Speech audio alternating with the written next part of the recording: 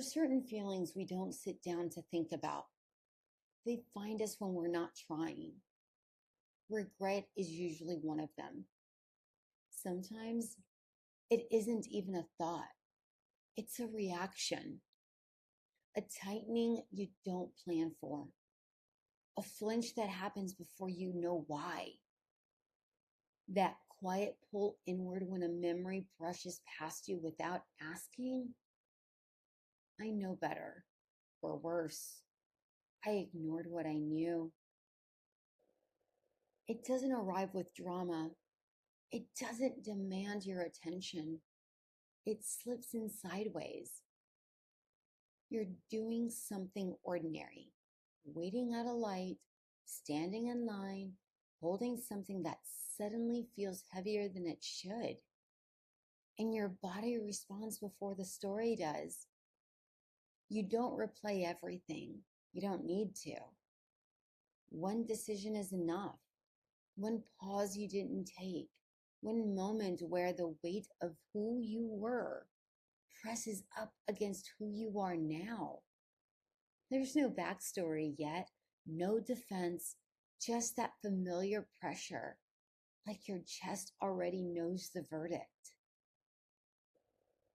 A lot of us were taught that regret means we did something wrong, that it's evidence of bad judgment, weak instincts, a failure we should have outgrown by now.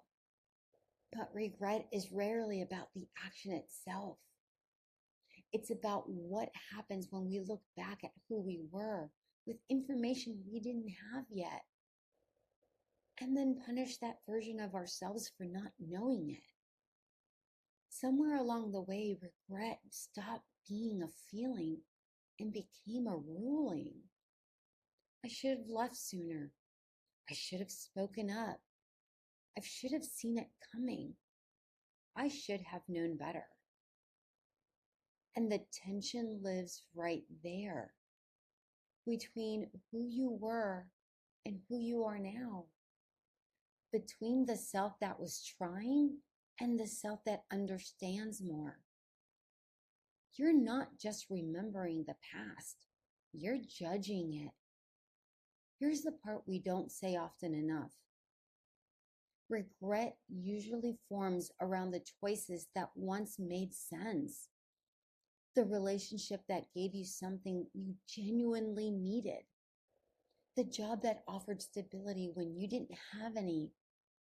The silence that kept the peace when speaking felt too risky. The loyalty that protected you from being alone. At that time, those choices weren't foolish. They were adaptive. They were shaped by who you were then, your capacity, your fears, your hopes, your limits. A lot of us learned early that survival meant adjusting ourselves, being agreeable, being strong, being patient, being needed, being quiet.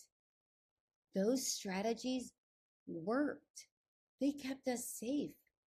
They helped us belong. They helped us endure.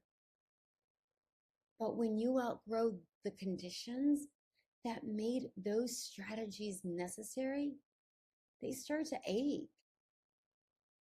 And instead of saying, this no longer fits, we say, why didn't I see this sooner? Regret becomes the way we retroactively demand wisdom from a version of ourselves who hadn't lived long enough to earn that wisdom yet. That's the quiet cruelty of hindsight shame. It ignores context. It ignores capacity. It ignores the simple truth that growth only happens after the moment, never before it.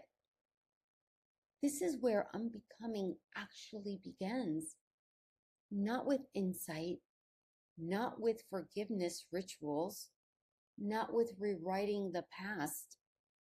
It begins with mercy. You're not wrong for becoming the person you became. You didn't fail by staying.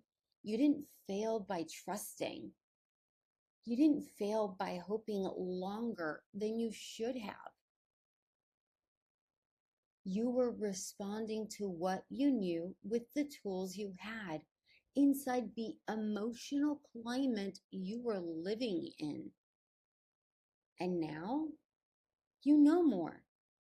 That doesn't mean the past version of you was deficient. It means the current version of you is informed. Regret then isn't proof you failed. It's proof you grew. And growth can feel like betrayal because it asks you to loosen loyalty to an identity you once needed. The one who endured, the one who explained everything away, the one who made it work no matter the cost. Unbecoming doesn't ask you to reject that self. It asks you to stop punishing them. There's often grief here, not the obvious kind. It's so subtle, it's often overlooked. Grief for the time you can't give back, for the softness you didn't know how to protect yet, for the clarity that only arrived after the fact. And sometimes there's relief mixed in. Relief that you don't have to keep defending that choice. Relief that you're allowed to see it clearly now. Relief that you're not required to repeat it to prove anything.